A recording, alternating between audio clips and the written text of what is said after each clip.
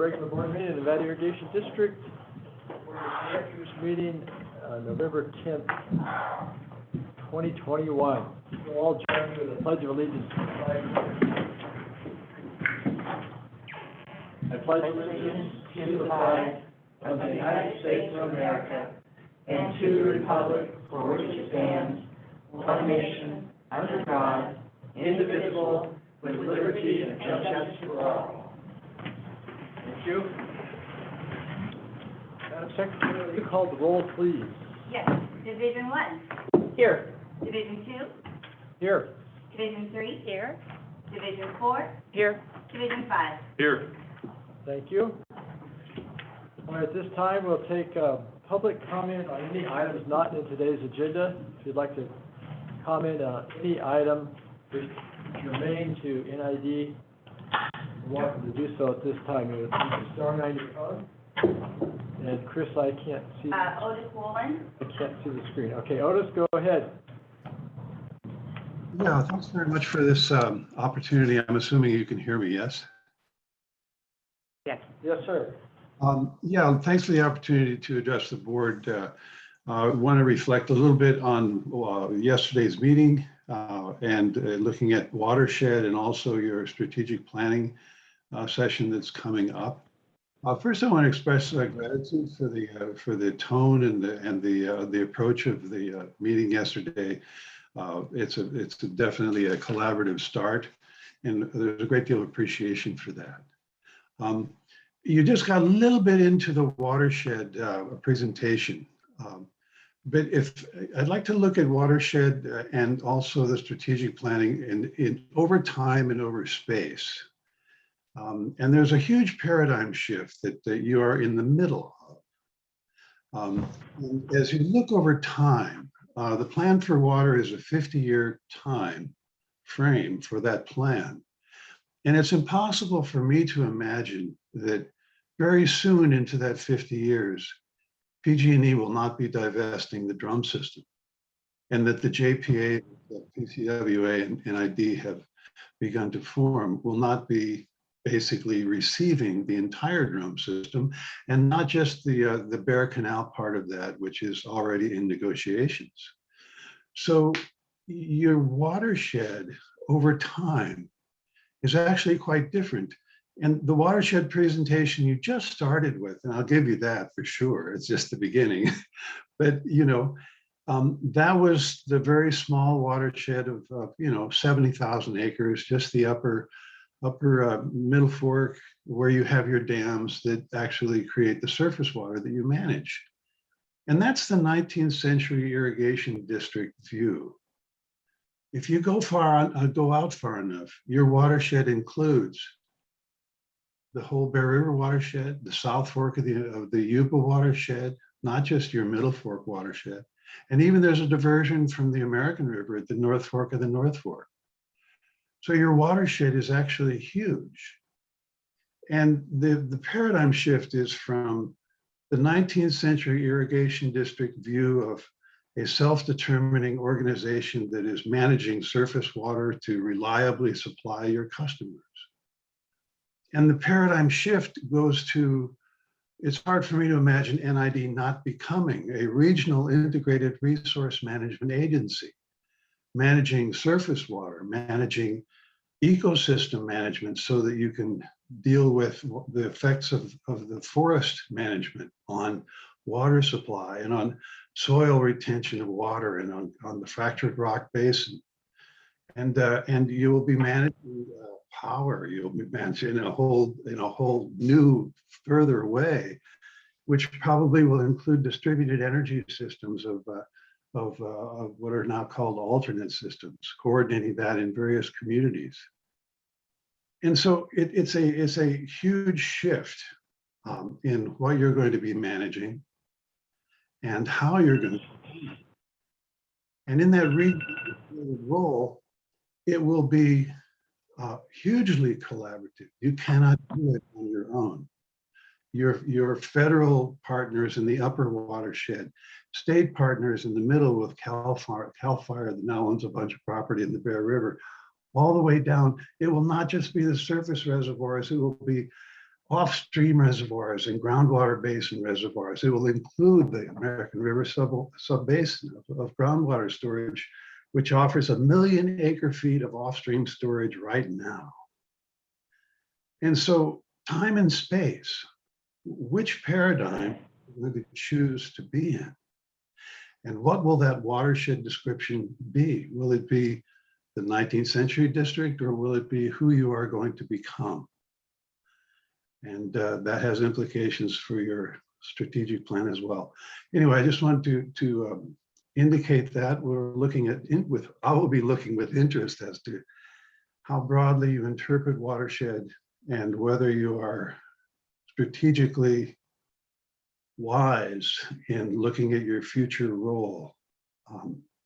And of course, later in today's agenda, I have to actually turn to my consulting work, so I won't be able to comment there, but you do have an opportunity today to send a signal about whether you are operating from the mindset of a 19th century self-determining irrigation district, or if you are going to be operating from a collaborative, regional, integrated resource management agency perspective. So thanks for this opportunity. And I look forward to seeing where you go and what you do. Thanks so much. Thank you, Mr. Wallen. Anybody else like to comment this morning on items not on the agenda? Star 9 your phone at this time. Oh, let's see, I've got the wrong screen go. Okay, Michael, go ahead. Michael Hillwell. Good morning. I just want to take a minute to compliment the board and the staff on the kickoff meeting for the Plan for Water. It was not only very informative, but it was very dynamic and it was civil. You're dealing with very complex issues that affect all of us, and I appreciate the work that you're doing and the tone that you set yesterday. Thank you. Thank you, Michael. Anyone else like to comment at this time? It's not on today's agenda. Star 9 your phone at this time. One last chance. See no other hands. Okay, thank you all. Next on our agenda is the consent agenda. I have a motion. Consent agenda. I'll move that we accept the consent agenda. A second. Is there any public comment on today's consent agenda? Star 9 your phone. Mr. President, I have one question. Okay. I'm in favor of the consent agenda. Okay. So I'm looking to our attorney. I just have one question on the temporary service location agreement. Okay. So how do we handle that? Do we need to pull it? Jennifer, you look very surprised. No. I'm in my mind trying to think if we can ask the question. Well, I think we can. Yeah, I think you can I think go we can ahead. ask the Yeah, question, let's do it. right? I was just trying to figure out if we had to pull it. Yeah, no, I don't see the need to pull it. I just wanted to ask the question, and I think I know the answer, but I wanted to. So when this occurs, and if we're still under the drought declaration, will we be supplying water, or will we only be supplying water once the drought declaration is lifted? Chip, my understanding is we reserve water. Yeah, so the drought declaration really only affected raw water sales. Treated water sales were not on the moratorium. But then, you know, the gentlemen who were way up Banner, Mr.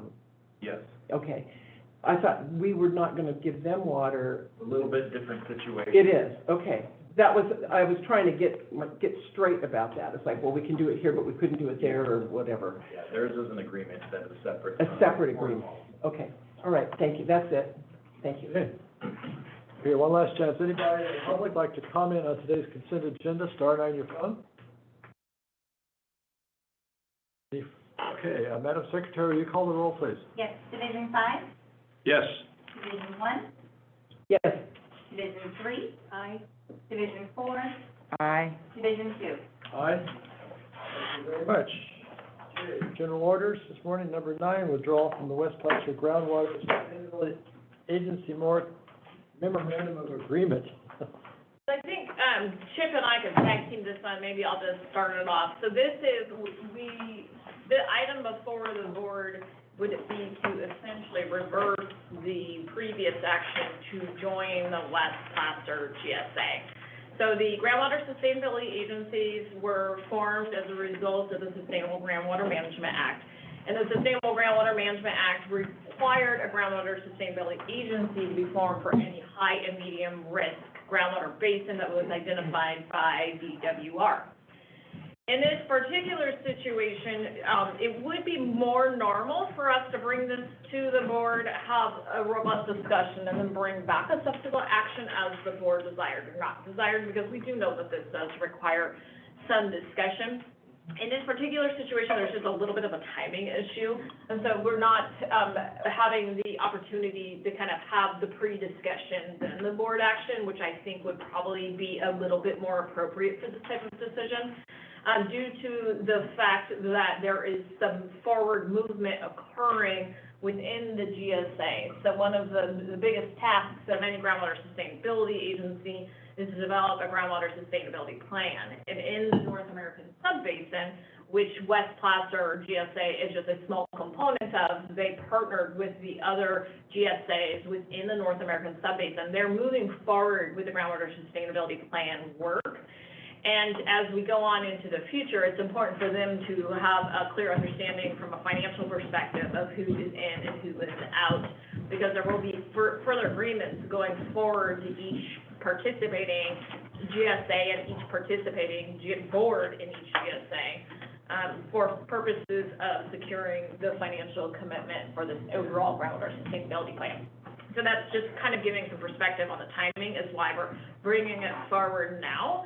Can I ask a question? Sure, absolutely. So if we, is that agreement a multi-year agreement? So you commit now and you're committed for X number of years? Yeah, it's through the development of the groundwater sustainability plan. So it will be more than a 1-year-long process. So what the groundwater sustainability plan does is it goes through some very comprehensive groundwater modeling that is basically going to patch together all of the previous efforts that have been done over the past 15 or more years by all the separate GSAs.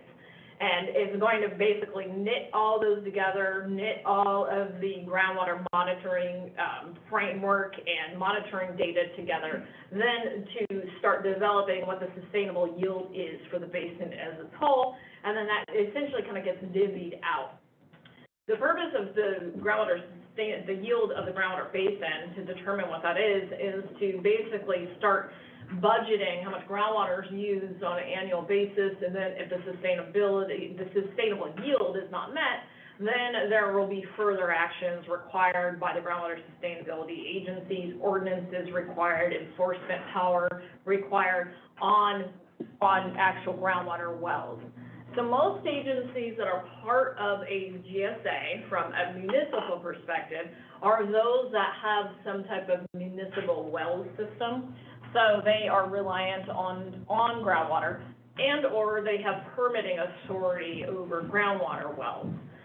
In our case, we do not pump groundwater currently, and we're also not a well permitting agency. And there's a very small portion of our district boundaries that actually overlay the GSA boundaries. And so and I can turn it over to Chip. From our perspective, there, you know, the upside of participating in the GSA that we don't really influence is that, you know, it speaks to what Mr. Wallen was speaking about, kind of this kind of regional partnership. But to what end is that regional partnership beneficial for our ratepayers and our constituents?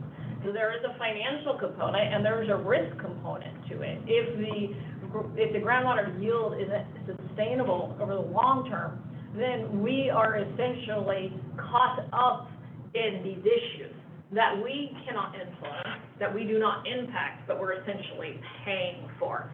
So I think from staff's perspective, there's a lot of cons related to be part of this groundwater sustainability agency, and there's not a whole lot of benefits outweigh those cons, risks, and the financial contribution that we're gonna have to continue to make from now and moving forward.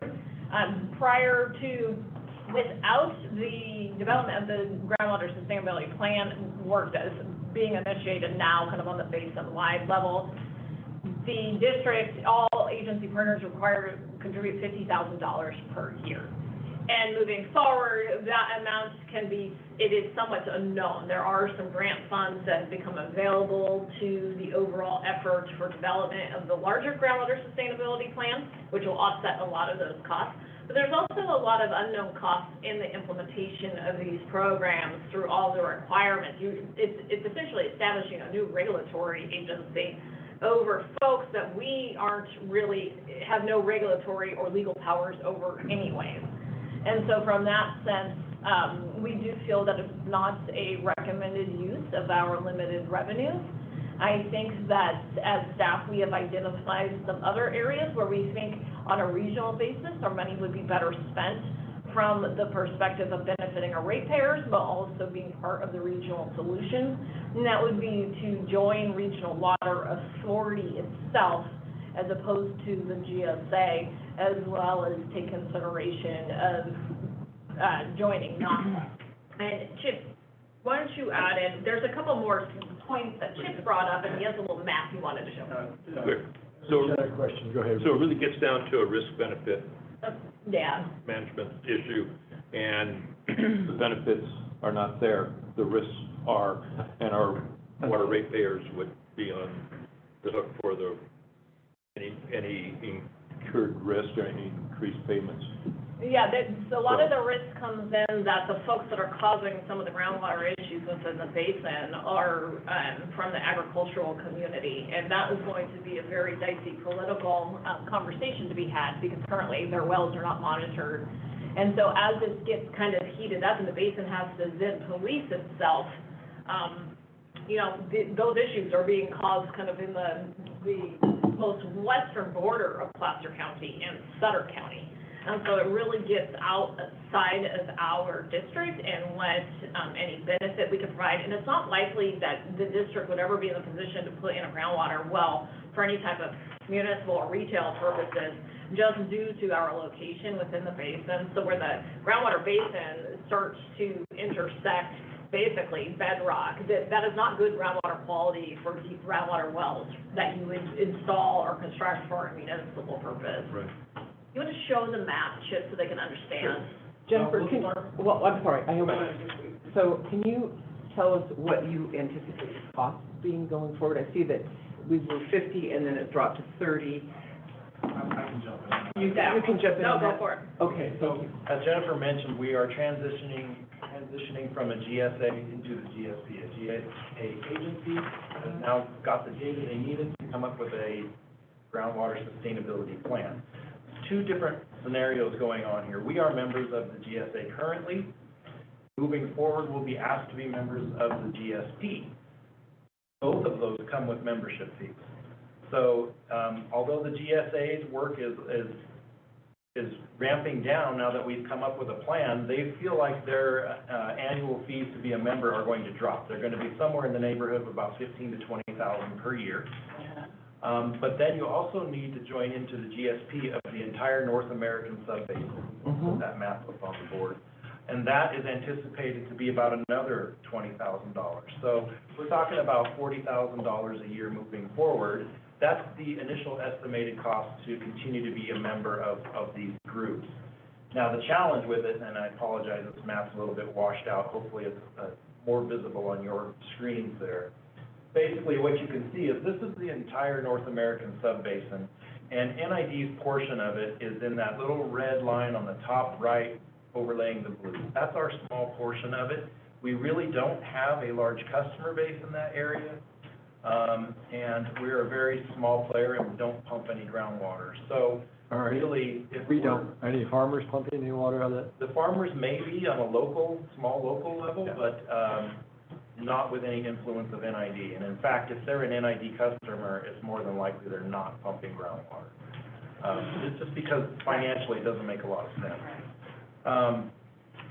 Now, what you'll see in this map that I provided here is all the different colors. Those are all the players within the GSP, the plan itself. You've got the 5 players. You got South Sutter, you've got RD 101, Sutter County, Sacramento, and then the West Placer. Everybody's paying dues into the groundwater plan based on how much acreage you own, and as you can see, the blue shaded area is the West Placer. It's about 35%, 34%.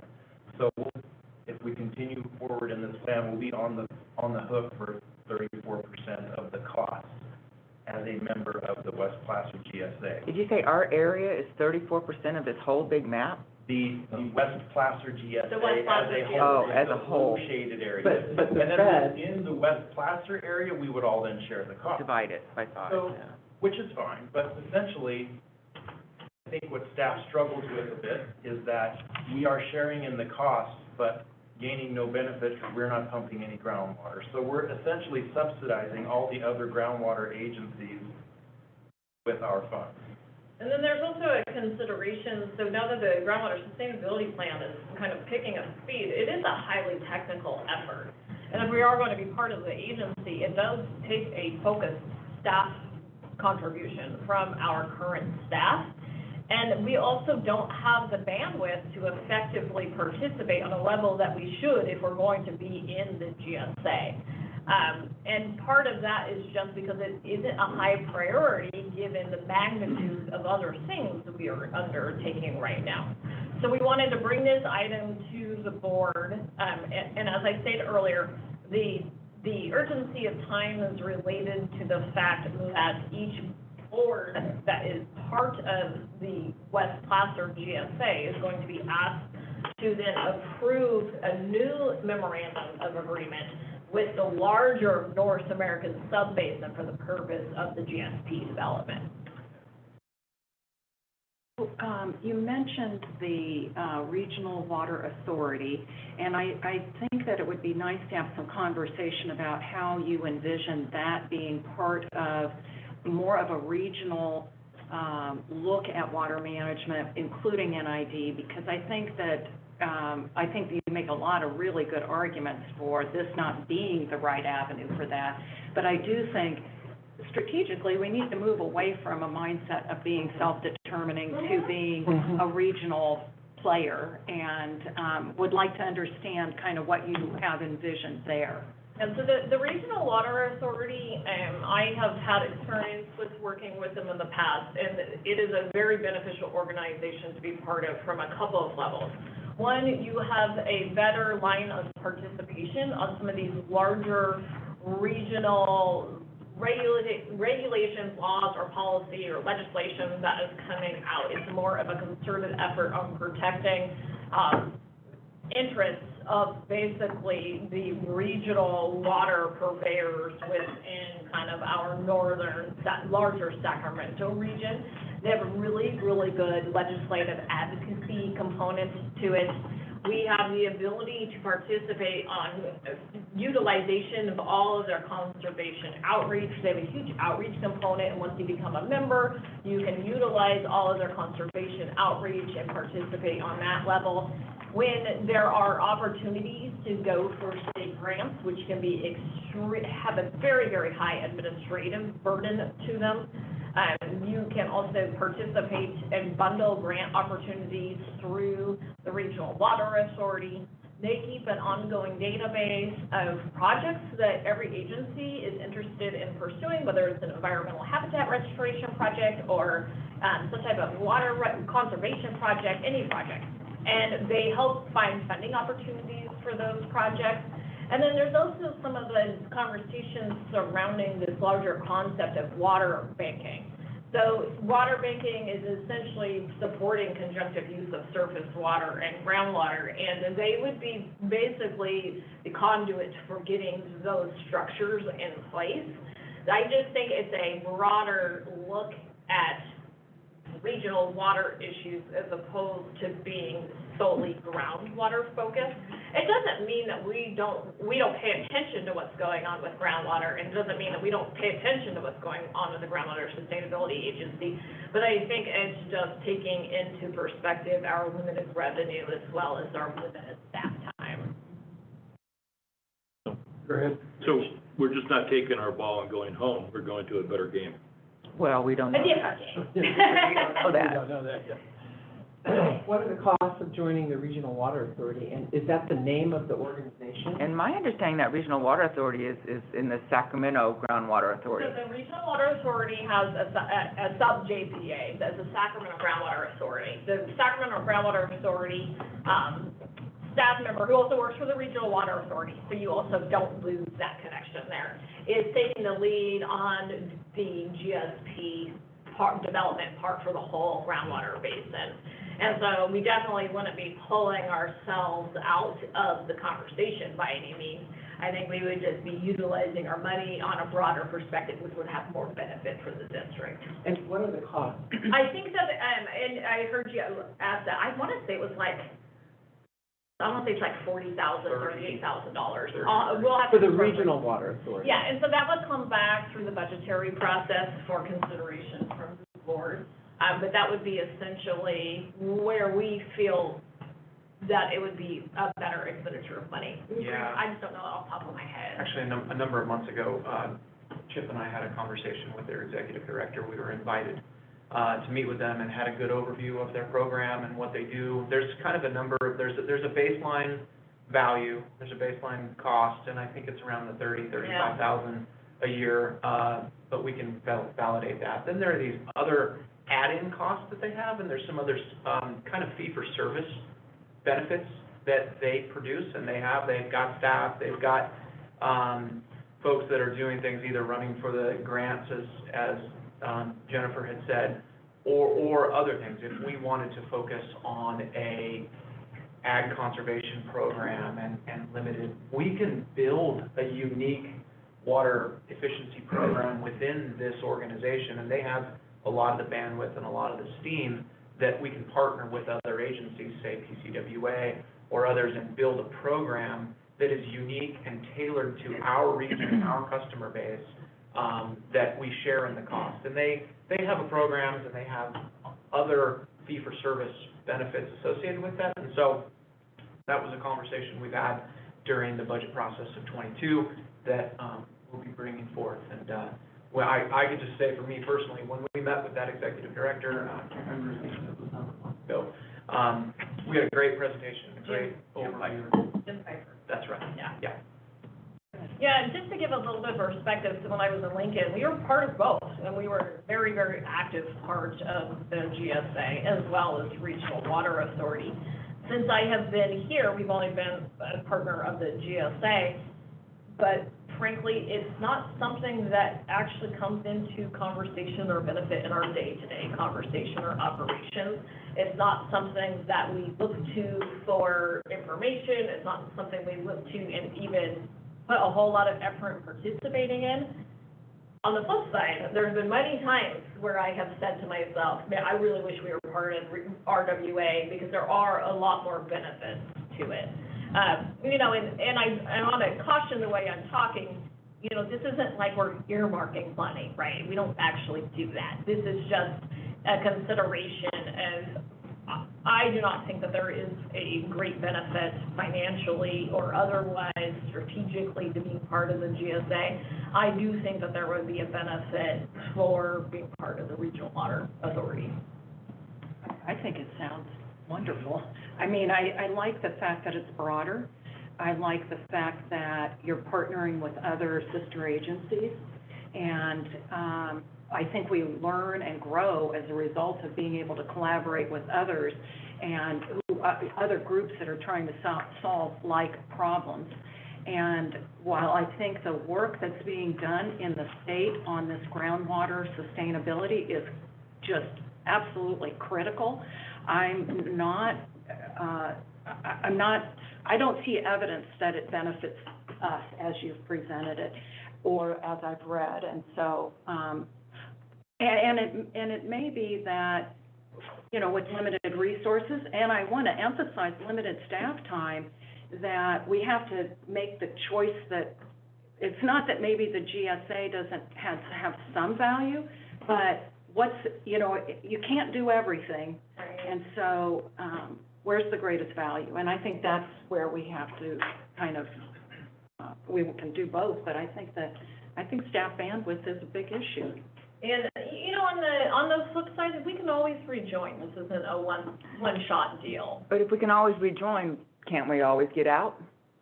Yeah, and I would recommend that we get out now before the costs increase.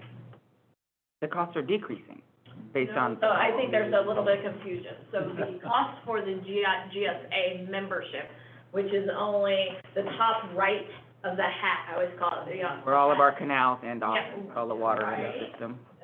That's to be debated. The top right of the GSA has its own membership fees versus the whole participation. I'm sorry, the GSA has its own membership fees, and then there's another fee to participate in the GSP development for the whole basin. But, and Chip said the total of them would be in the, what, $50,000-$60,000? Looking right now, about 40,000. About 40 to participate in both. Just RWA. No, that would No, be that's- the combination of the fees for the GSA and the members of the GSP both. So you mentioned the fees are going down. Yes, they're only going down for the GSA, but now we would have to also become members of the GSP, which would add another $20,000 into that. So the total would be about $40,000 annually. And so, are these other agencies gonna get out now because is Pasa County Water Oh, they all getting out? pump water. They all have groundwater wells. Yes. We're the only one who's participating who doesn't actually pump groundwater. And I think that's a really important differentiator Yeah. in my mind. Big distinction. Okay, you mentioned, let's see, did you both get to say something? You said what you want to say, did you want to say? Yeah, I have some comments and questions, but don't worry, I'm not sure what's done. Okay, go ahead, Laura. Yeah, so why wasn't this presented in the memo, so we could have thought about it before right now? It's Yeah, hard to. We're going to have the robust discussion Yeah, anyway, right? it's hard I to. guess can you clarify what you mean? Because The thought that the GSA, the cost difference and the topic about RWA and, it's just hard to, we're just now launching onto a plan for water for 50 years, so we really don't know what our plan is moving forward. And I know you say it's debatable whether the ends of our canals go into this little area and dump a significant amount of water. I've been to these ends of these canals, and there's a significant amount of water that we're contributing to this up here. And RWAs, I've always been understanding, it's the Sacramento groups, I know that Placer is in it because they do directly recharge their portion. I guess it's all the same basin, so. There's two different components. The Sacramento Groundwater Authority is actually a separate legal entity from Regional Water Authority. Sacramento Groundwater Authority is that smaller green GSA, essentially. Regional Water Authority covers almost everybody in the region, all retail water. Do you have a map of the RWA? Do you have? Can I ask a question? If, I don't know if we're conflating the two. We are. I feel like we're stating that because of this conversation about removing ourselves from the GSA, therefore, we're going to add ourselves to the Right. RWA. I don't see those, and I don't think we, staff, see those as the similar path. I mean, they're two different, completely conversations. We just happen to, I think, mention RWA because of the regional collaboration, and it overlaps in some of these areas, and there's some of the same players within the same two zones. But I don't think we want to give the impression that because therefore we are recommending the removal of GSA, therefore we're going to take that money and put it into another organization. We've already thought about this other organization of RWA as completely separate and aside from the perceived benefits that we would have had with the GSA. So I think we just need to separate those two. It's not because of this we're doing that. They're completely separate tracks and completely separate benefit tracks for us as an organization, as a regional collaboration. I can maybe add a little bit to that as well, in that when NID initially agreed to join the GSA, there was some thought process that NID's canals that flow into this area and act as a potential recharge to the basin, there was some thought that, hey, we could benefit from that. We're actually groundwater banking into the area. We need to be members of the GSA so that we get credit for that, right? Well, what we have since learned going through the process is that if you want to actively do groundwater banking, that's going to be handled through other agencies and not the GSA. And most notably, probably RWA will be the gatekeeper, so to speak, for any groundwater banking that's going to occur in the future. So that's why there is a little bit of a nexus between the groundwater and RWA. I'll also add, though, that since we started studying the whole GSA-GSP plan, we have found that land application of water and credit for groundwater banking is not a very efficient credit. So in other words, if you dump your water, your tailwaters from your canal onto open lands and trying to get credit for that, it's only about 30% of what you actually put on the lands is what you get credit for. So not very efficient. So how are they recharging those So auctions? generally speaking, the most efficient way to get groundwater banking is to fully treat the surface water through a treatment plant and then inject it through a well, and then you get a one-to-one. Is that what they're doing in Sacramento? Yes, Steve Rose is doing it, and many of the other players in here are now exploring those options. Now, that clears up most of my questions. Yeah, but in my mind, 30% is better than nothing. And it would, you know, and I think that the state, my concern is that the state, if everyone says, well, it's not beneficial to us, we don't want to participate, this is a big deal for the state. I mean, they like they say, are you part of an integrated regional water management group? Are you participating? And I think that there's benefit to belonging to this. But I don't know because I haven't had a chance to look at it and I wasn't provided any information, you know, to direct my efforts to try and understand the pros and cons and pluses and minuses or whatever. But I can't believe the state is saying, well, you know, it's really not, I don't know. I don't know enough to know. But don't other agencies, such as City of Lincoln and others with groundwater wells in that subbasin, have an obligation to participate? Yeah, so prior to the formation of the GSA, there was still groundwater monitoring information and work that had to be done on an annual basis and reported to the state and uploaded to the state. So those efforts were occurring long before NID ever joined the GSA, and in fact, the GSA was formed without NID originally. Having been a member of the GSA from the beginning, it was very odd to everybody in the GSA that NID was participating, only from the sense that we have very little participation on the overlay in this medium and high risk, you know, determined basin. I don't have concerns from a state confidence level or something. You know, we are part of everything that we're required to be part of. You know, we're participating on a regional level through the voluntary agreement discussions. You know, we coordinate and deal with the state on multiple levels. I don't think there's any expectation that NID would even be part of the GSA.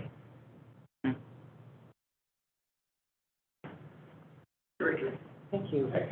To Greg's point, you know, this kind of feels like, let's withdraw here and go here. And the Regional Water Authority, I think you've made some really good points as to why we should participate. But we don't have, I certainly don't have any information about the Regional Water Authority. And, you know, and I would like to, at some point in the future, have a presentation by them to this board so we can understand thoroughly who they are, you know, what we may or may not elect to get into. So for instance, is YWA part of the Regional Water Authority? Is PCWA? PCWA certainly is. PCWA, yeah. So, you know, I would like to, you know, sort of set that piece aside about the Regional Water Authority. But I would like to hear more about it, and I think, you know, I'm really open to that. It sounds like it's potentially a really good place for us to be. In reading the staff report, you know, I just didn't feel like there was the why wasn't answered for me, although you guys have done a nice job of presenting it, why we should withdraw now. And I tend to believe that having a seat at the table where folks are going to have some, you know, there could be regulatory things come forward.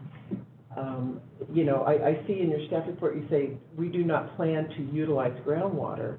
Well, that's right, we don't plan on it right now, but we may at some point in the future, there may be opportunities, and I kind of feel like not having a seat at the table is just not something I could support. I feel like we need to continue having a seat at the table, and if there comes a time again where it's like, oh, we really need to withdraw, I mean, if we're only talking, what did you say, Chip, $40,000, I mean, that's a lot of money, but it's not a lot of money to have a seat at the table where regulatory things are coming into play.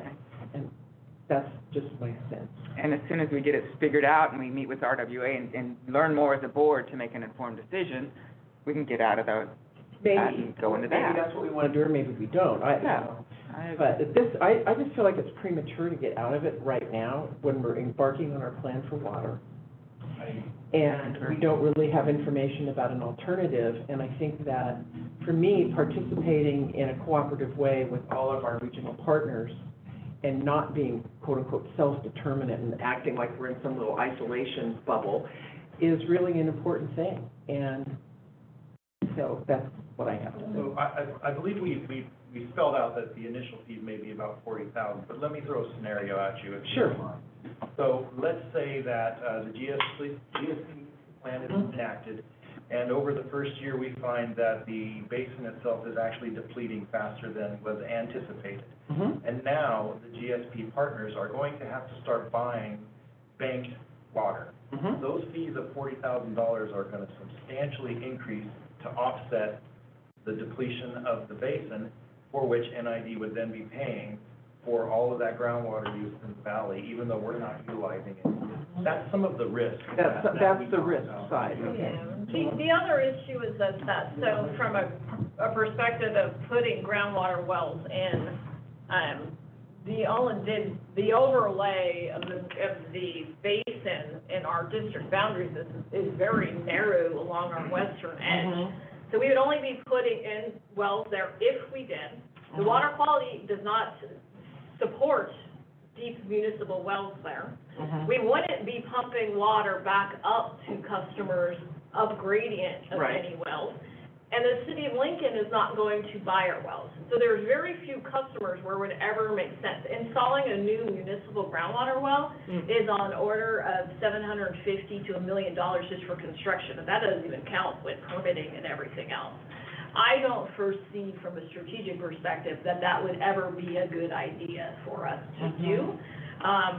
As I've explained before, I think there may have been a little bit of lack of understanding of Lincoln's groundwater situation when the NID originally decided to enter into the GSA. There is no scenario under which Lincoln would purchase groundwater from the district. Lincoln they're about to build their 6th municipal well. They have about 8 more municipal wells on their plate. And they have also required every single developer through annexation of the developer agreement to sign over the groundwater rights to the city. And so I don't see, it would make zero financial sense for NID or for the city of Lincoln to purchase groundwater from NID. So I just don't see the scenario in which would support the original reason for us joining the GSA in the first place. I'm more concerned about getting kind of snared up in the risk.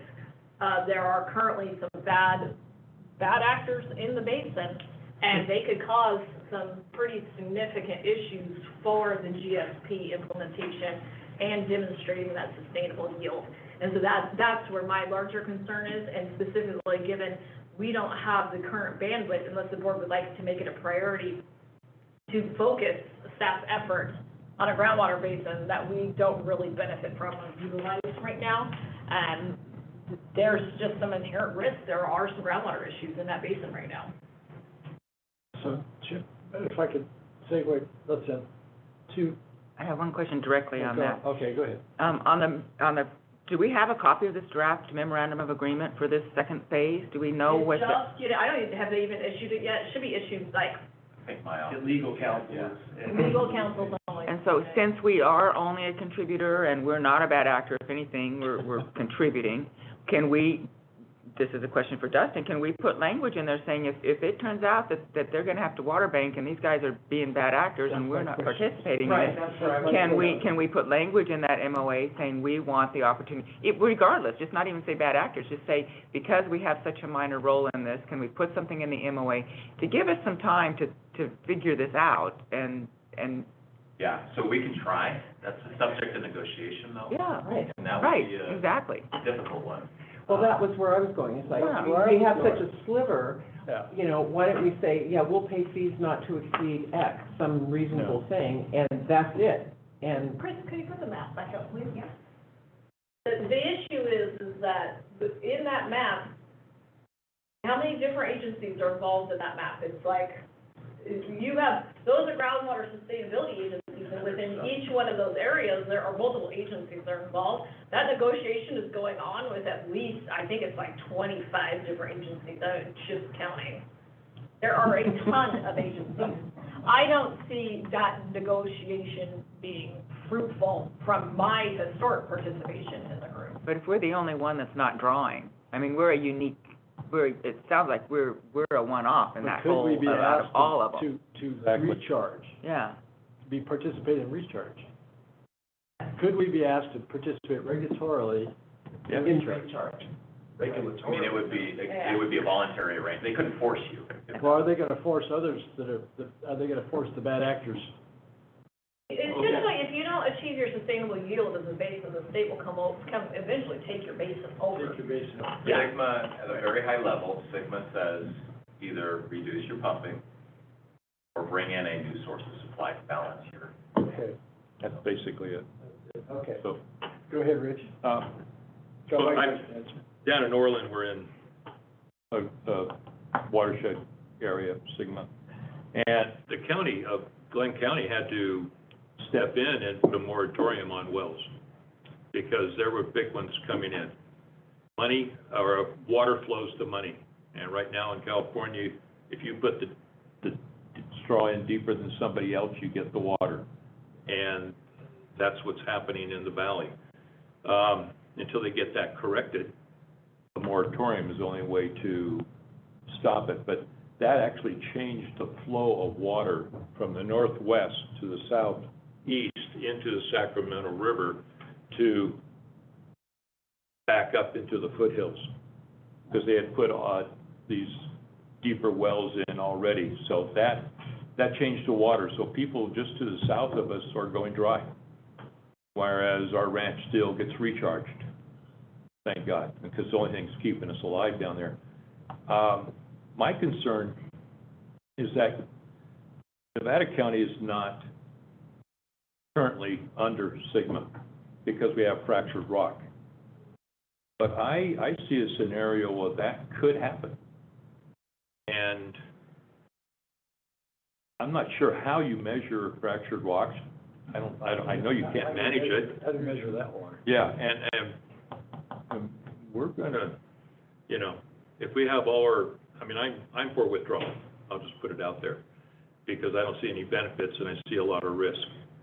And we need to concentrate on what we're doing here and in Placer County. So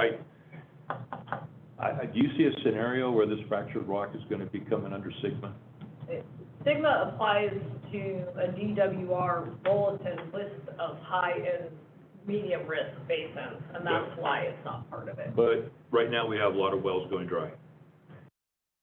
The technical gap from where we're at to understanding fractured rock aquifers is such a huge gap. Yeah. You're talking many, many years before we get to a point where we have the understanding. Yeah. They would then say, okay, let's regulate this. So I don't foresee that. There are other things happening in fractured rock areas, such as water conservation measures, outdoor landscaping, limits on outdoor landscaping, application of water to landscaping, that I think will have a more direct effect on sustainability of fractured rock aquifers. Director Peters. So you said we're under a time crunch, we're always chasing time, but if we haven't even gotten the draft MOU, or MOA, I'm sure it's not gonna happen before the next meeting. Yeah, they like it approved by all agencies in December. in December. My office does have the agreement. Andy's actually has been working on it. He's pressed pause though. He has pressed Given pause. today. Yes. And another dynamic here is the current West Placer GSA, I think it's called a Memorandum of Agreement, requires a 180-day notice period prior to withdrawal. The parties understanding NID's situation have said, we're willing to waive that. So, so that's part of this timing question, that if the board does not, if the board wishes to stay in this, there is normally a 180-day period where you provide notice, and then you can withdraw after that 180-day period. And it's going to make it more complex for the other agencies if we wait to withdraw after that secondary MOE, is it an MOE? I don't know what it is, MOE or MOA, they like both, comes forward for the development of the GSP, because it does change basically the financial framework of it. And so essentially you're gonna have, how many agencies do we say, Chip? You're gonna have all these agencies take this document for that has NID included, and then if we pull out after that, then everybody's gonna have to go back. It just creates a little bit of a logistical mess. Unless we can get it incorporated into that document that not to exceed I don't think that participation. I don't think that that's gonna be a reasonable expectation, having dealt with those groups. Director Johansson, Public comment? I'm ready to make a motion. you're ready to make a motion? I'm ready to state my position. I'd like to hear your position. I'm torn. I know, me too. You're for what? I'm torn Oh, between torn. staying in and. And I too am torn. Because I'm in favor of the concept of regional partnerships and being involved, that portion of it. However, reading this on the surface, and I was shocked to read that we're spent this much money. I have not heard this, and being on this board or not followed the budget enough to know that it's being paid. And the cost benefit ratio. Hearing the conversation, I agree that we could be, that we're not, there's not enough benefit to staying in this thing for us. So I'm torn. I think I would lean towards, I'm leaning towards withdrawing at this time. Public comment or Yeah, motion? anybody else want to speak first? I do want to say one thing. I think part of the feedback is that we would have benefited from having more context in this. Part of the discussion now, we would have benefited from hearing, seeing in the staff memo. Right. So I think that's part of the push here, but I still, we have to make a decision. I feel comfortable with the knowledge that I have now to say what or to vote, so. To vote. Yeah. Okay, so I believe this is Diana Suarez. I still can't pronounce your handle here. Go ahead. So limit your comments to 3 minutes, please. And unmute. Unmute your phone, *6 your phone.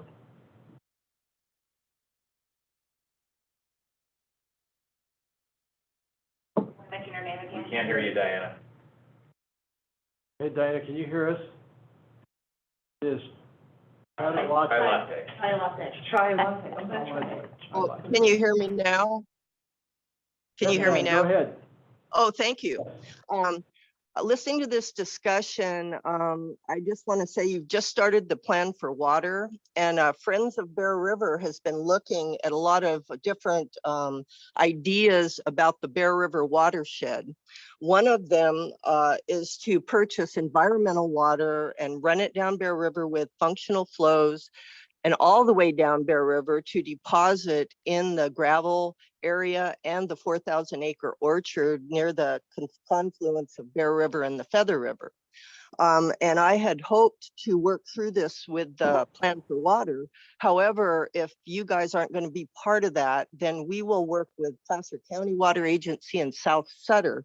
And this may affect the water rights because we will probably support South Sutter then in their quest to have water, because we are concerned with environmental water running down the Bear River watershed. And the beneficial use would be for the environment, and then it would be contributing to the aquifer in the delta. So this is a project that we are looking at. And it sounds like NID is going to opt out. There would be money involved in the purchase and all that. But if you guys, don't want to be a player, then we understand and we'll work with the other agencies that are more collaborative.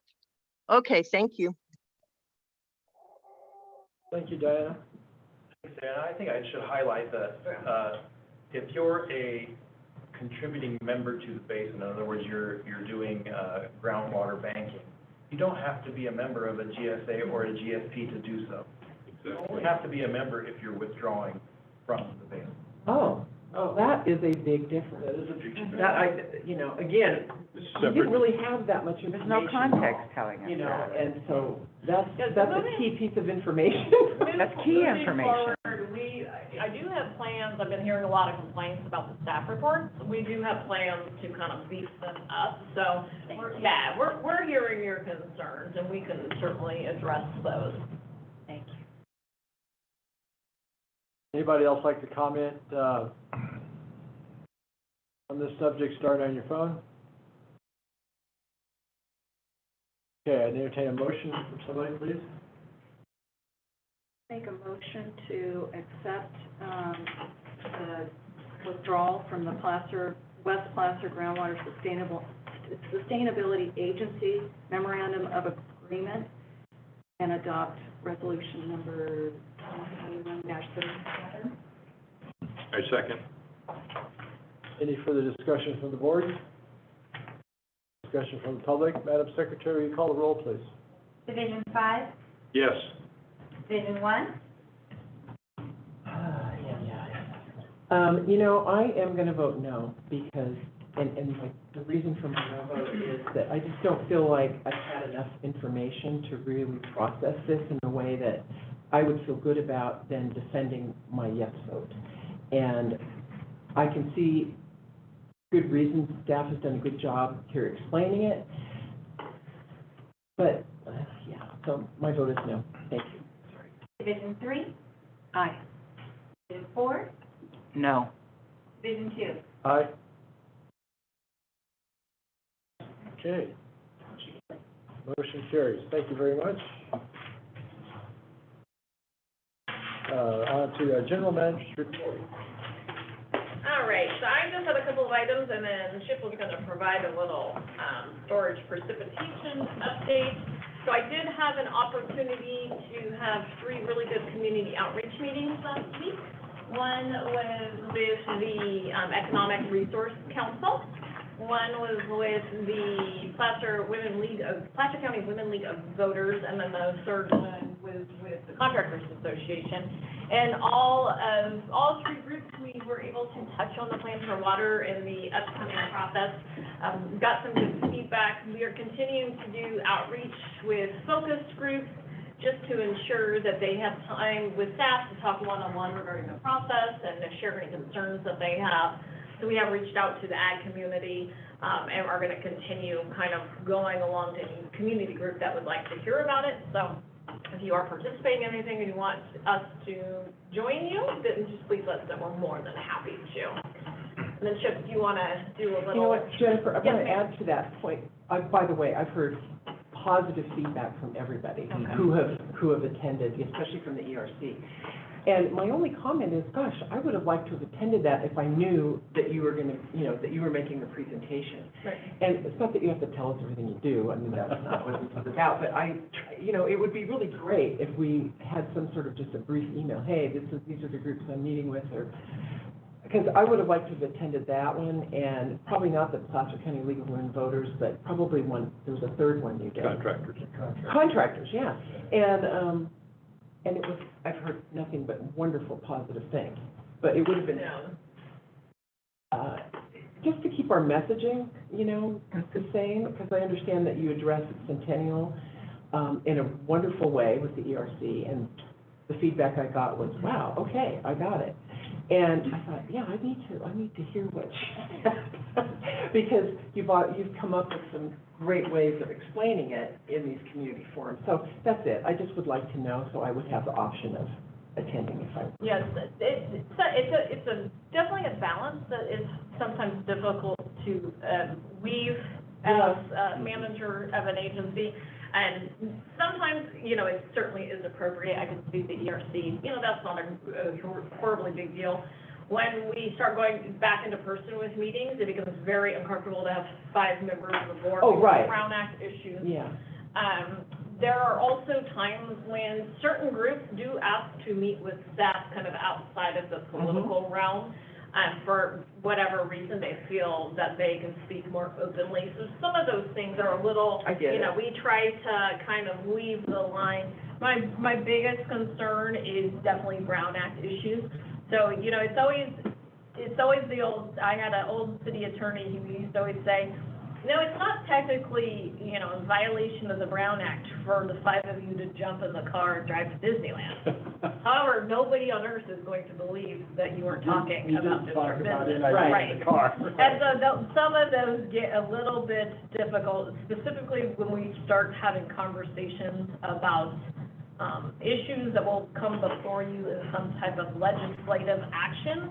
You cannot project your vote to the public on those. Not that anyone does that. But so those are just some of the things that come to mind.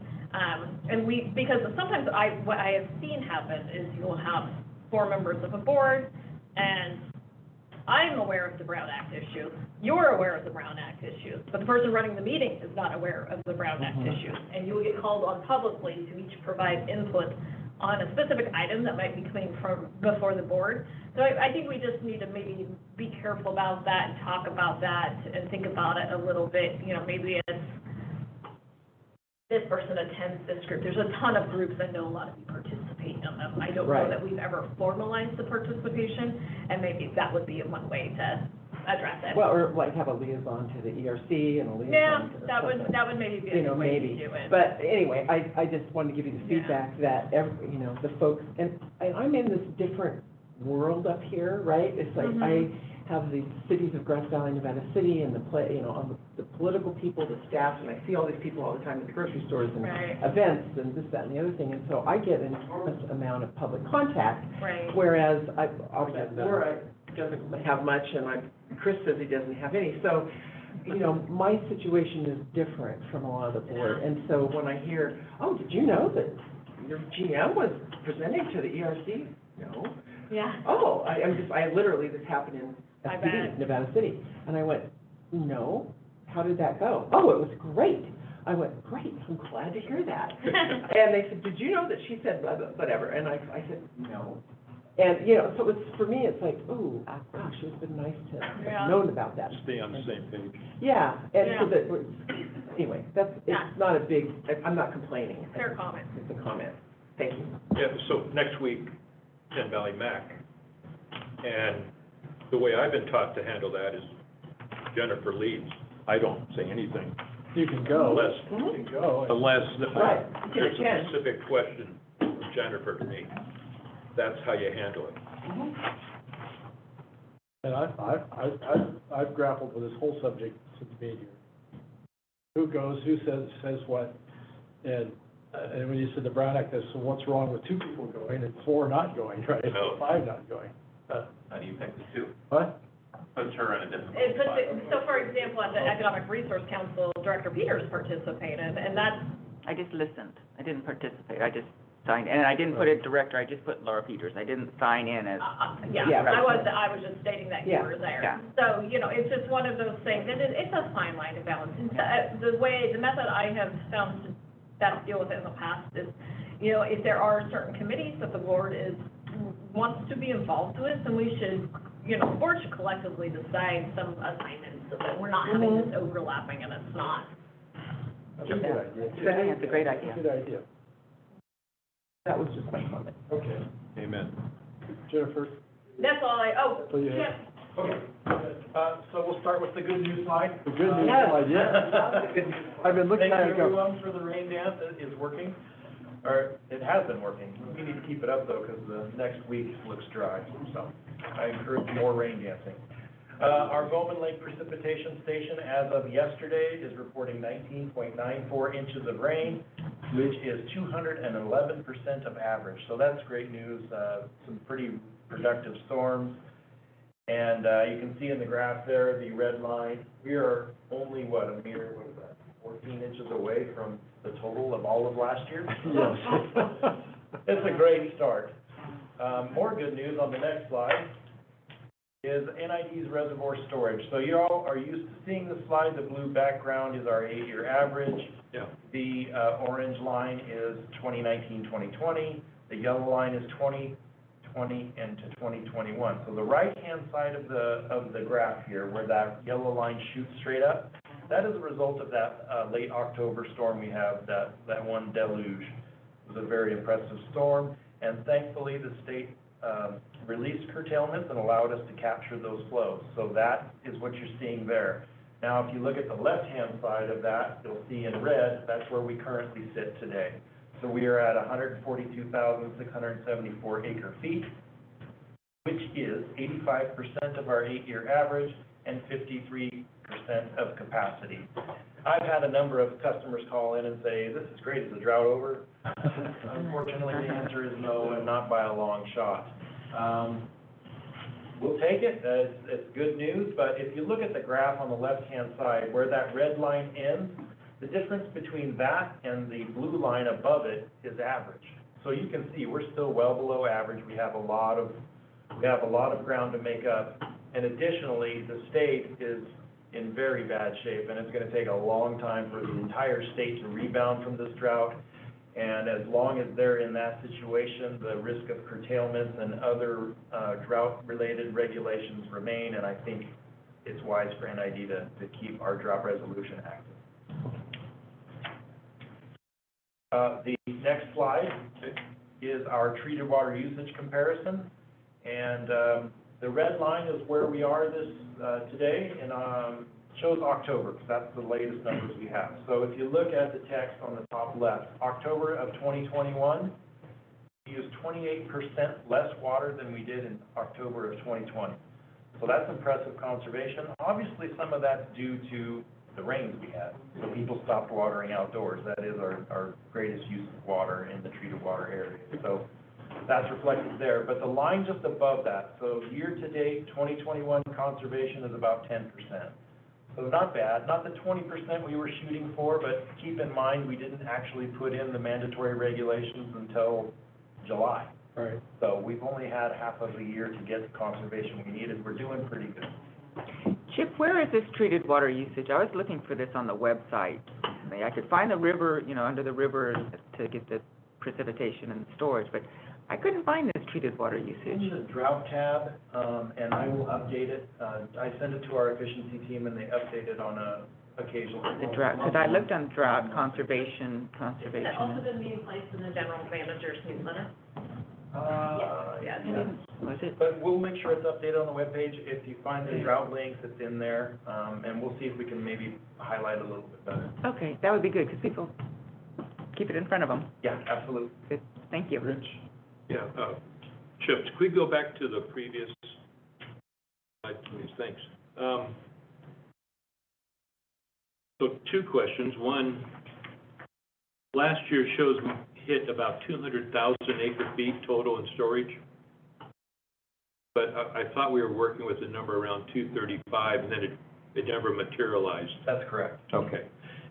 So right now, if we had 143,000 acre feet in storage, what drought stage would we be in? Oh, goodness, off the top of my head, it would be very severe. I'm thinking somewhere in that 3 to 4 range. It would. Maybe 4 or 5? Like 4 or 5, yes. Isn't that? Keep in mind, so there is no snowpack, right, as of yet, because we're still early in the season. It really hasn't snowed that much. That projection that we base our drought contingency plan on is the totalization of all waters. What you're looking at in this slide is strictly just reservoir storage. That's in there now. Yes. Yeah. So, a few months ago, and I think Dustin had a good conversation. So right now we'd be at stage 5. The message is, what do we need to get to stage 4, 3, 2, 1 to get out of this? We're not going to declare stage 5. No. But what do we need to see going forward to climb out of this hole that we're in. And I think that message really needs to be put out there, because otherwise people are we're gonna come in March again and go, whoa, we never got out. Yeah, To Director Heck's point about drought planning. I hear you, and I cannot give you a specific number, because, for example, last year, if you took the snowpack alone and forecasted that out, it looked like we were fine. But in reality, when the snowpack melted, it absorbed into the ground and we didn't get the runoff. Sure. So I think the best avenue to take moving forward is real-time analysis of what's going on and then projecting that to our customer base. If we get into January, mid to end of January, and we're just not seeing the winter we need to start our messaging right then and there, informing customers that we are still in a drought. We are looking at maybe even increased drought stages, and by the way, that means expect a late start on the irrigation season. Those kinds of things are what we'll need to start communicating earlier this time than we did last time, that's for sure. Okay, so, okay. I was just gonna dovetail off of that. So you recall, we kind of have this hybrid drought contingency plan. So Chip and I have been talking about, reinitiating that effort to get rid of the hybrid plan, have a more robust plan, and working with, especially with the ag community. One thing we've heard over and over again is, if you're gonna have restrictions, we'd like to know as soon as possible. There's a financial impact to them coming later. And so kind of having more of an off-the-shelf type of a program that can start out more stringent and then loosen up, so it's easier to use more water than it is to save water once it's gone. So with the shortage of seeds, people are having to buy their seeds now. So the planting has already begun. Winter planting has already begun.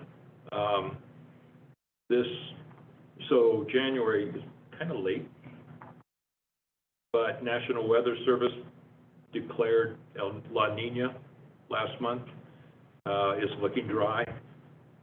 I just think that message, we're still in a drought. It could be worse, because this is not a 2-year drought or 1-year drought. It's a 22-year drought. And to compound it, the Colorado River, they're thinking about draining Lake Powell into Lake Mead just to save water, but they don't have the water over in the Colorado. So now you have all Southern California not getting, I think 2022 they get water, but 2023 they don't get water from the Colorado River, not as much. So now we're going to have a lot of outside interest looking for Northern California water. I think that messaging, it doesn't hurt us to get that messaging out now, just so people be aware that, hey, we had a big rain, but that really didn't change much. Could we agendize this topic? I would like that. Because I think the whole topic of how we manage the drought messaging, but what's the strategy? Right. What strategies could be deployed? So I just would ask that we agendize the topic for a structured conversation. And I think we could put it on the December meeting. Right. Good idea. Excellent idea. And so my comments are, I think I sent both Jennifer and Copy Chip an email that I've been reaching out to the farmers in my district or my division. And the feedback, I've gotten wonderful, very thoughtful feedback from these folks. And the message is absolutely, we need to know earlier. We need to know what, for their planning. We need to, whatever we're going to do about any impending drought, we need to do in January, as opposed to, March or whatever. And so, yeah, I would really like to have this conversation go forward and do some really thoughtful planning, and maybe even bring in our drought plan, the farmers that we had for that, what was it, the committee that we had? Drought task force. Yeah, the drought task force or whatever, and bring them into the discussion, because, thank you, Rich, for pointing out that people are having to buy seeds now. That was not a piece I knew. But I know from the feedback I'm getting from my farmers is, look, we've got to be part of this discussion way, way earlier. And they all get it, that last year was this weird anomaly, but that doesn't change that they really want to be part of the discussion earlier. So I would really encourage us to do that. Because Chip, you guys are doing incredible work Yeah, you are, for with sure. what you have to work with. Right. I And appreciate that. I just want to caution you that if we take that approach, and I'm saying we can do that. I'm just saying the messaging at this point in time will be very severe. Right. severe, If we take Well, current if it's what conditions and current numbers, we'll be telling folks expect a 50% cut back Chip, next do you year. have the internal capability of doing like a 95 or 90% exceedance forecast? Yes, we can do all. Okay, sure. So maybe that's how you do that. Yes. And I'd be in favor of that. I think that's a good idea. I just want to throw that out there. but I'll, This is a great discussion, and it Yeah. needs to be done, and we need to communicate to our customer base. I just don't want to falsely alarm folks too early, but at the same time, we need to prepare them for what may be coming. So it's that fine balance. It is a fine balance. Well, we're trending in higher and lower amplitudes in climate change. That's my cousin's meteorologist described this.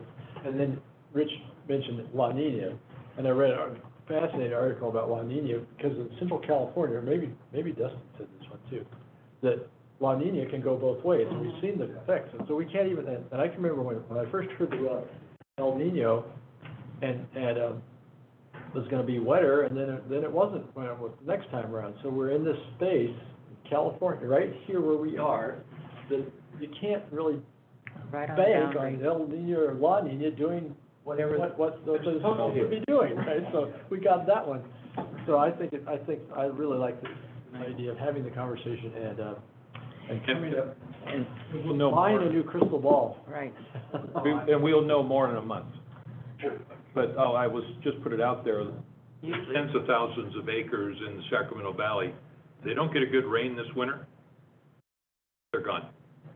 I think there's a fine line between telling somebody one time and only conversation with the community. I think we can build a campaign around the constant discussion around what's going on. It's going to evolve on a monthly basis.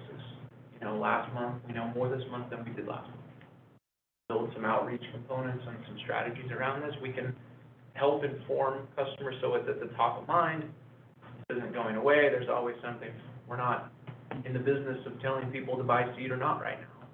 But we are and can help and talk about our reservoir levels at the moment and continue in this process. So we can build outreach components and I did reach out to the the last ag kind of task force we had to see if they have interest in meeting again, and they do. Now, would the board like the two board members who previously participated to participate, or would you like to bring that back forth for discussion? Total board. With the task force, so this is intended to be more of a back and forth discussion, not an agenda item. How about the workshop scenario? Yeah. We can do that, and I would like to have a non-public meeting with them outside of that. Yeah, we can also do that as well. I was just wondering if the board wanted to have two members, kind of just a smaller group. Yes, Yes. definitely. I think, Yeah. yeah. The same two members as No, last time. total board. Pardon? Well, they can do their first meeting and then bring it back to the full board. But, Total board. So the staff does need to have some ability to meet with Yes. constituents and have conversations offline. Right. So am I hearing that you want a ag-focused workshop as well? in addition to what you're talking about, the offline thing, it's a couple of board members and the ag group that we put together. That's what- Yeah, I mean, yeah, I think there should be two, right? The meeting with a couple of board members, whoever, everybody. And then maybe the spokesman from. And then a focus come and- group thing, and then for the full board. Spokesman for the ag group can come and we can have that discussion where it's not. So have a meeting up front with the two members, and then once we figure out what we talk about there, then bring what we discussed back to the full board. Right. Why duplicate effort? Well, I have a question. Do we have a sense, Chip, of how much water of our raw water is used by commercial ag versus? No, we don't have a good grasp. So my comment would be that I think that we have huge opportunity for and need to engage with non-ag raw water users, because, I mean, you think about For the most of the water. landscape and other uses of raw water, which people value. To me, that's where, you know, kind of, I think we understand the interests of ag, to be honest, but I think where we have to work is to conserve, and I think how we, you know, kind of what our plan for release of water is and that kind of thing, I think that definitely is an area for engagement of the ag community. But I think we're not talking at all about this huge elephant out there, which is the everyday property owner who is watering their lawn. And redwood trees. Yeah. So anyway, I think there's a holistic look at this, and I would like to not lose sight of that. Yeah. And it's very difficult. We met in the ag group. It's very, very difficult to determine exactly what is true ag. We circled and circled and circled. We never did get, never could get consensus. I think, And I, think we've made some headway, but it's definitely. We made headway, but we didn't. So maybe Never put a cutoff in there. no. And I agree with Director Hull that the lion's share of raw water is not commercial ag. It's other But we uses. don't really know that. You don't know that, and the farm advisors are doing a survey, but it will not be, my understanding, will not be completed before we're finished with the plan for water. That survey, I just spoke with Mr. Macon this morning. Oh, good. The survey's got its approval from UC Davis, so it should be going forward. That would be very helpful. Boy, that Yeah. would be. Well, coincidentally, I printed copies for everybody. Oh, yay. But I think you also have to remember that true ag, USDA, you know, description of it is $1,000 of sales per year. Yeah. President Beerwagon, I think we're getting a little. Yes, we are. Little out there on our I was ground already, act my growth. feelers were already out there. Yeah. So we'll put this on the agenda and we'll report Good. back. Thank you. And then, we can pass out that survey information and we can have further conversation. Very good. Okay, thank you, Chip, for the good news. Thank you, Karen. Jennifer. It's a great survey, by the way. Okay, Board of Directors reports. Who would like to?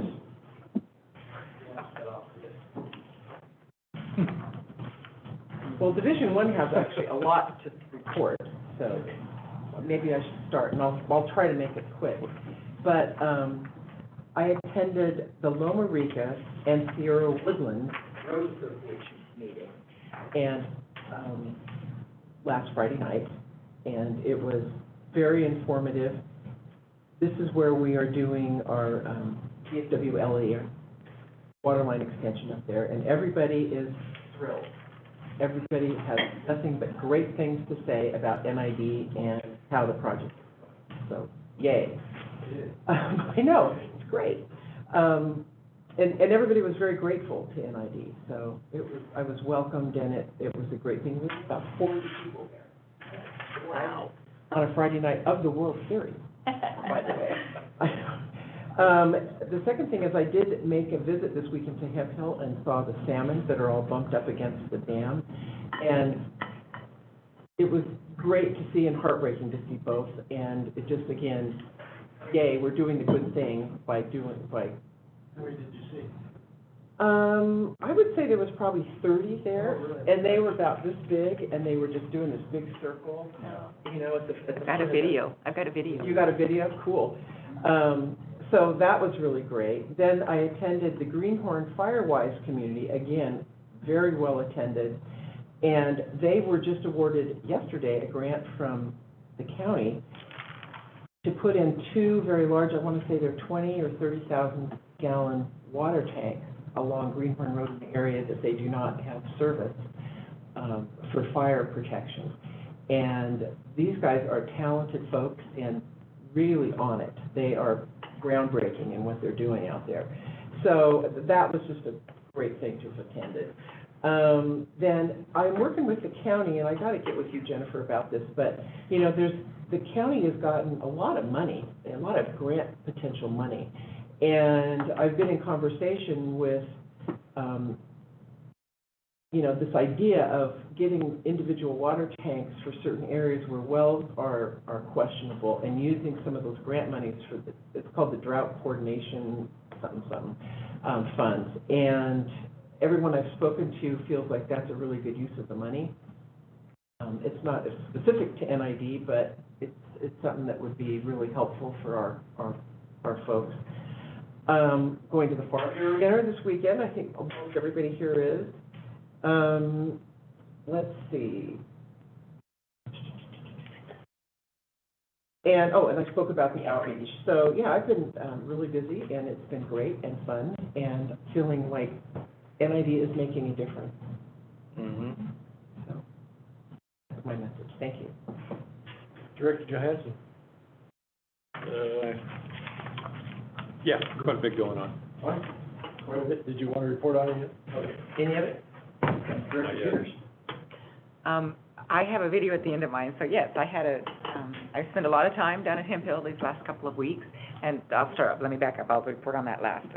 First, I did attend both of the League of Women Voters and the Economic Council, just to hear the messaging, because it does help to have a consistent message, to hear what Jennifer's saying. So she did a great job, it was well received, it was really very good, I really enjoyed it, and it helped me get my messaging, consistent. And I think that's something, we need good, consistent messaging, so that was good. And then before that, Director Hall and the Assistant General Manager, Greg Jones, and I visited with the representatives for our Congressman Doug Lamalfa's office, as well as our Assemblyperson Kevin Kiley's office. Had a good discussion, just introduced them and made them aware of who we are, what we do, and asked that they keep us in mind if they hear of funding. And so they were very, very supportive, both of them, and both of the offices did agree to provide letters of support for this Hemp Hill project, for this wildlife conservation grant.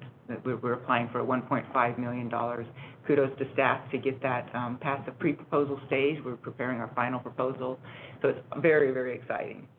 And so that segues into my Hemp Hill discussion. I've been down there. Well, on that big storm on the last week of, I think, October 25th, in Lincoln, it's downstream of Hemp Hill, but there was a breach. The developers, they're building a big development there on the south side of the canal, the ravine, and they got kind of close, and so instead of just a bank, there was more of like a levee, and then like 800 CFS of water came through, and it just wiped out that whole levee, and it rerouted the whole ravine into the floodway that they had developed for their project. And so NOAA and all of the fish people came out, and they had to actually pick fish up and bring them, and the developer was very proactive. But in that same storm, at the Lincoln Gauging Station, we, Friends of Auburn Ravine, who is just a fantastic organization, they had cameras, they do underwater cameras, and they have a lot of equipment there, and it just wiped it all out. And so they're down there trying to get it all repaired, and they've always been very, very happy with NID for the help that we've given them. And so it's really a fantastic collaboration for that ravine. And finally, I did get, when I was there and with Friends of Auburn Ravine, I kind of mixed my pictures and their pictures, and I have a little video. So I'll show you some of these fish these are right at the base of the hill right now. And so this is from underwater cam, that the Friends of Auburn Ravine have an underwater fish camera. And so they take this camera on a stick, and they take it out there, and these are the fish that are circling around the base of Hemp Hill. So this is one, so they're big fish. They're really big. And last night, and this one I thought, oh, maybe that's a steelhead, but we don't think it is. We think it's just an odd-looking fall Chinook salmon. It's a long, skinny one. It's a long, skinny one. But so the redder they are, the longer they're in the system, in the freshwater system, and so some of them have been there for quite a while. And this is a red, so you can see. Go back just a second, so you can see that light sand. So that they're building the red. They're laying eggs right there, as well as there's a stake, so you can see that the design team, I guess the conceptual design, has been posted for the fish passage project. And I think what up on internet yesterday, right, or just this week. So anyone that wants to see that, it's there. And so they're protecting, so some of them are going down, and some of the smaller ones are able to get up, but they said yesterday, someone was sat there for quite some time, and they're just bashing against the concrete face, and it's just really horribly sad to see. It is. I kind of wanted to go take a bucket. Yeah. You know, Put 'em up. hold them up. And what it's doing is the smaller ones, he said he counted 200 bashes against the thing, and only 5 fish in like 3 hours made it over. And it's only the smaller fish, and some of the bigger fish aren't even trying because they know they don't have a chance. So this is the swirling fish that Director Heck was. Those who haven't seen it should go see it. It's amazing. Remarkable. It's really remarkable. And so then, I think, is the next one the video? Yeah, so this is a video, and it's really kind of fun. And this is compliments of Friends of Auburn Ravine.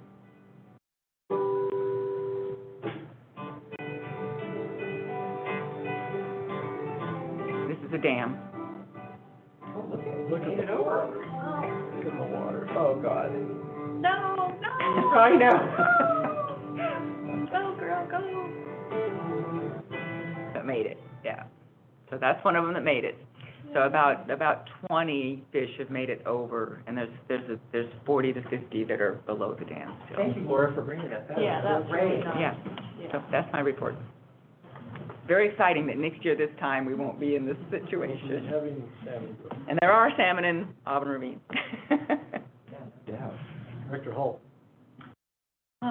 So I attended the Placer County Farm Bureau meeting, and it was a really great discussion, talked about the plan for water, and they have, of course, a keen interest in the process and the planning effort, and I talked to Jennifer about how we can make sure that ag voice is heard, because a lot of them are, working during the times that we're having our meetings. So I appreciate Jennifer's interest in reaching out to both the Nevada and Placer County Farm Bureau.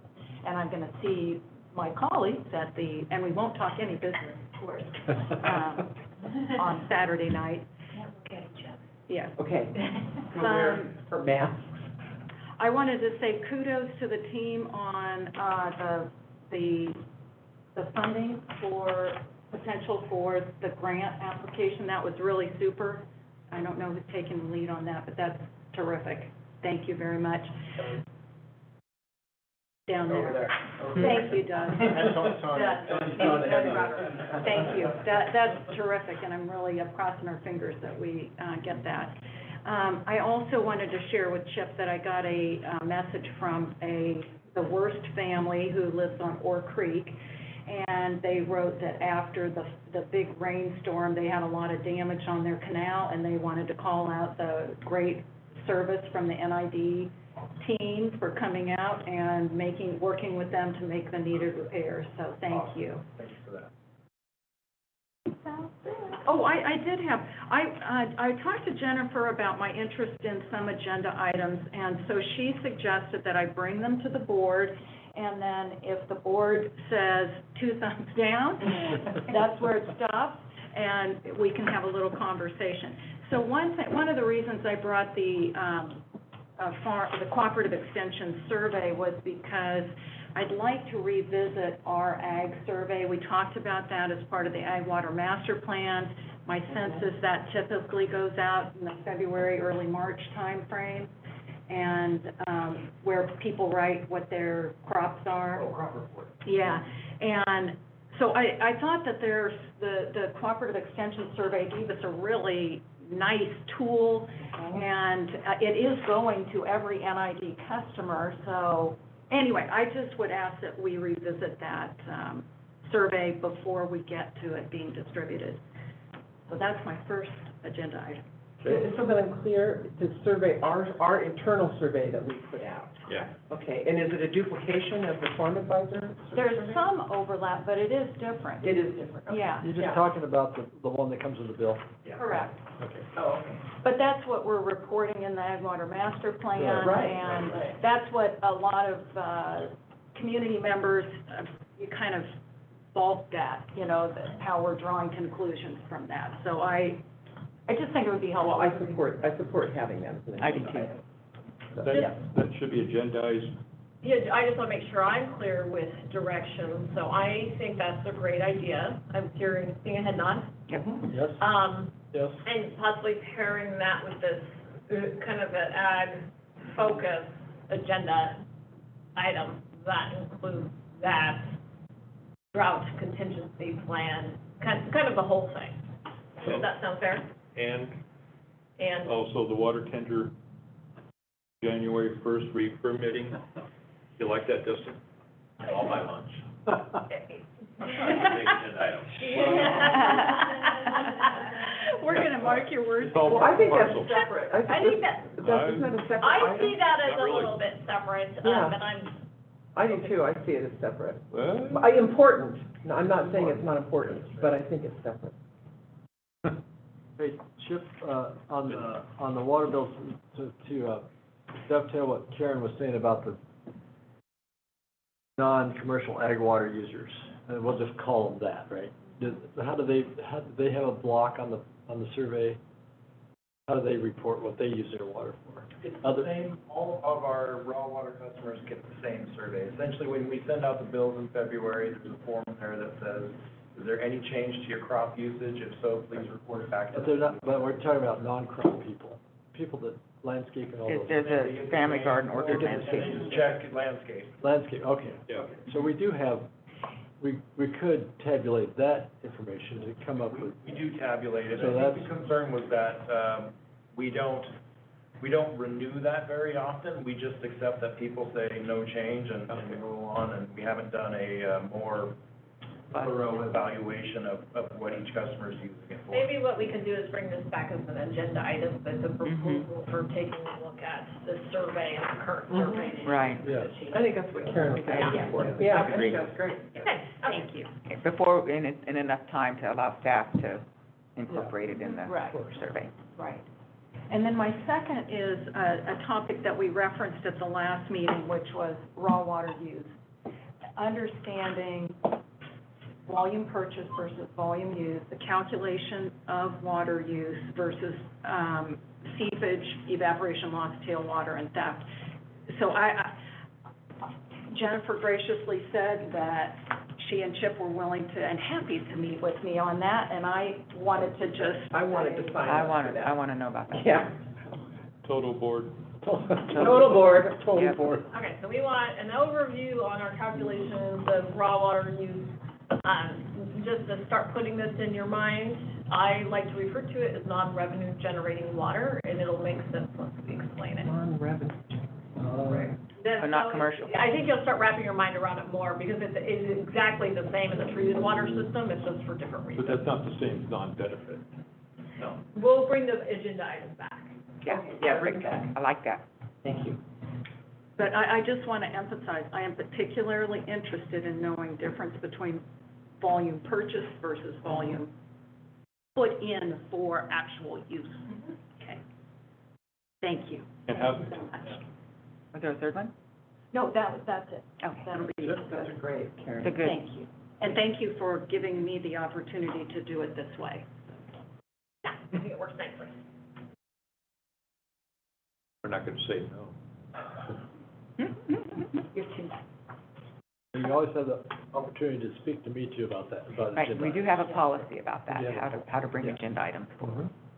Yes. Which is not what I just did. Yeah, That's all right. All right, That's that's exactly. we can change the policy. We have that authority. You can ask for agenda items next time. That's right. Thank you. Absolutely. All right. Is that it, Karen? Yes, it is. Okay, thank you. So my only report is I'm also attending the Farm Bureau meeting this Saturday night, and Dinner. I'm sorry that Jennifer can't come and speak to the Farm Bureau, but we'll speak for her. Here you go. Or somebody. Is somebody going to speak? Is I am. the staff going to speak? They haven't asked. No, it's the annual dinner. Dinner. I know it's annual dinner, but sometimes They, Well, we- sometimes they'll want, The regular- Director Veerwagen's here, would you like to? right, and they stand up may and do say that, something? so we'll, Yeah. anyway.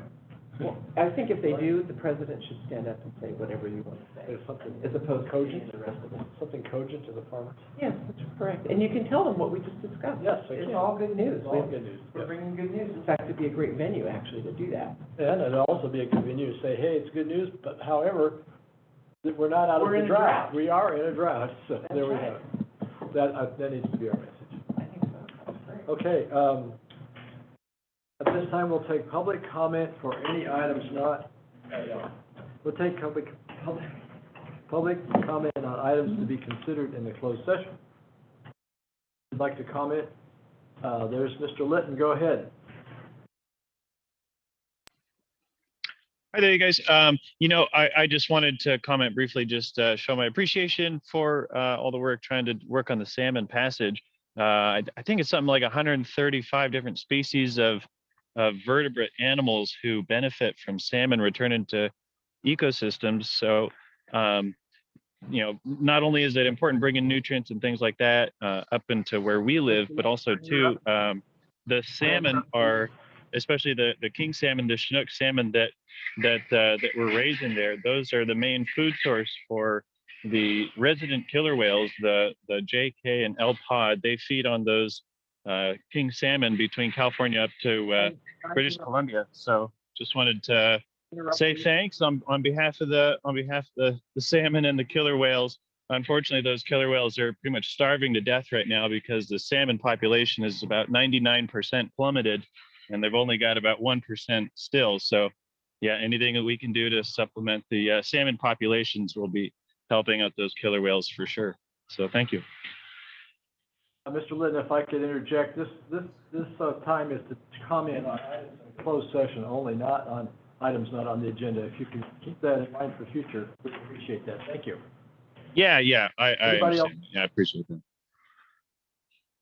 Anybody else like to comment on the closed session items before us today? Star 9 your phone.